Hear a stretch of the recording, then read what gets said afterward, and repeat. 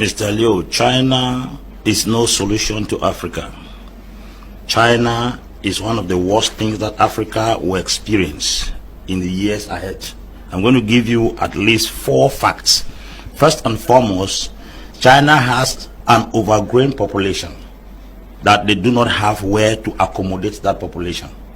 Africa has virgin land. Africa has arable land for agriculture as well as space to accommodate people. China is envisaging Africa as a place that they will be able to accommodate their overflowing population, since Chinese can easily live in Africa comfortably. And that is China's projection. That's why you see their own approach to Africa is not colonialism. Colonialism actually is coming to Africa to sign treaties, negotiate, and put leaders in question, set up systems, then go back to their country where they control from there. China is not doing colonialism. China is doing buying over. Buying over is an advanced dimension of colonialism, which the colonialist does not live in his place of origin to rule overseas. He comes to dwell where he wants to control. The Europeans did not come to stay in Africa. They came here, set up structures like La Francophonie, Commonwealth, AU, and other structures, put them in place, and then put puppet leaders, while from Europe and America, their treaties and their agreements are controlling Africa. China is not doing that. As a matter of fact, China trades as a nation. China does not trade as individuals. The man who is selling shoe at Dutch there in Douala is selling under the Chinese government. He's not selling as an individual. But the French man that is selling somewhere around Tico, Douala, is selling his business. Now, China does not go into the market, number one, to sell products. China go to win the market. Win the market means they will gain 5 francs for each product and attract everybody towards their direction. Something happened with Jack Ma recently. Jack Ma was sued in China and he paid a sum of $10 million because Jack Ma violated an international law that made him almost a sole trader in almost every app in China.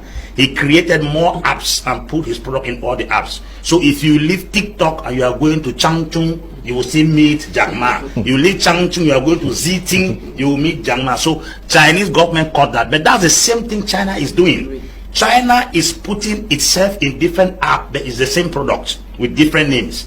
So China is in Africa not just to colonize. China is in Africa to buy over Africa. That's the first thing. Number 2, Chinese in Africa, number 2, are buying lands. Europeans did not buy lands. If you come to Cameroon, you will not see former French buildings. You will see former German buildings.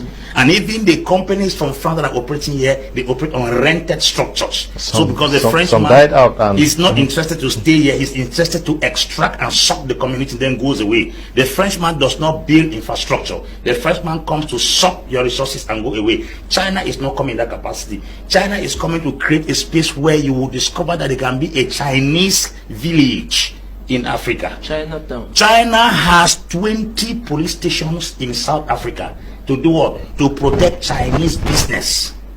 China has 4 generals in the Zambian army to protect what? The Chinese business.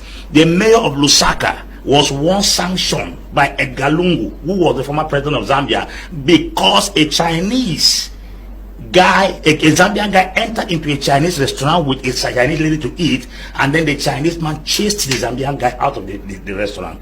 When the mayor of Lusaka spoke against the Chinese man, the president sanctioned and asked the mayor to apologize to a Chinese man in Zambia.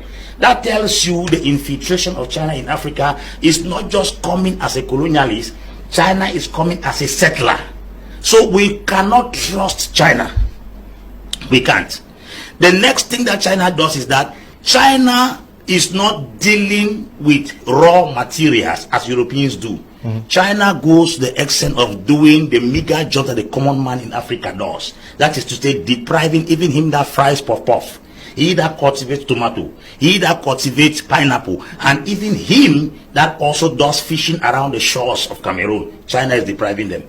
The next thing that China is doing, China is coming with genetically programmed seeds. I want to naked China here. I'm sure they are watching it. They are coming with genetically programmed seeds to put inside the kind of crops we grow here. Our plantains are no longer our plantains.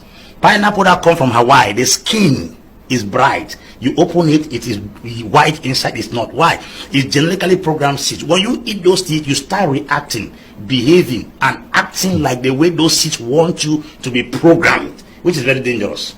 Now, China's approach to Africa also is to establish Chinese dominion by incurring debts. China is an advanced colonial because why? China is coming with a debt strategy. Once you are indebted to somebody, you are a slave to that person. China sold the port of Djibouti and established a military base there. Chinese come to sign contract in Africa in Mandarin, not English. So most of the contracts China signs in Africa, our authorities don't read them because most of them don't understand Mandarin. How do you explain that China want to construct a port in Dar es Salaam and they will run the port for 99 years before handing it to the Tanzanian government? Now this person who was the president, Jakaya Risha Kikwete, read those things and then signed it. Unfortunately, the thing was not completed before Magufuli came to power.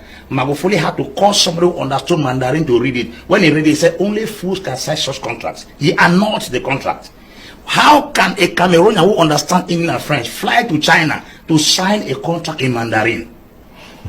It tells you the kind of way we reason. Okay. I'm asking, in the 21st century, Mr. Liu, if our authorities who are learned can still be acting this way, there's something is wrong. Yeah, but Apostle Ambe seems to be too hard on China. Mambo, don't you think that China may have also helped Africa better than what we experienced with the West?